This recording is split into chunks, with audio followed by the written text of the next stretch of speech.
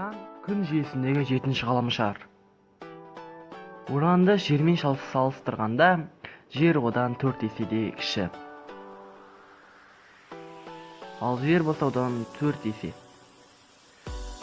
Уран сақиналары өте көп.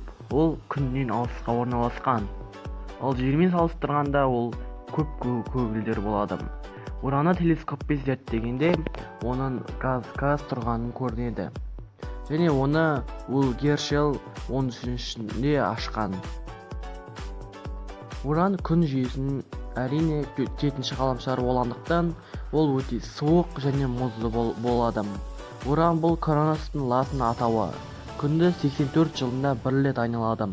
Уран күннен алыс жатқан планета. Ол газдан және қатты ядродан тұрады. Оның беткі қабатын көгілдір тұман жауып жатады. Оның тастар мен мұз кесектерінен тұрады. 11 жұқа сақина 11-15 серіге қоршап жатады.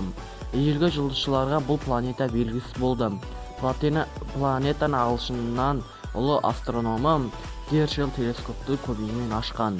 Оны күнді айналу ұзақтығы 84 жердегі жылға тең. Оған Гректің аспанмен 5 ірі серігі ашылды. Тар шағында 10 серігі бар.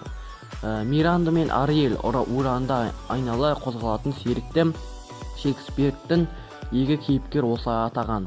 Ол үйімбелі атауы А.Поповтың ұрланған бұрын поэмасы. Уранның ядросы каменный ядро ураны болады. Оны егер сол жарылса, уранда жоқ болып кетеді.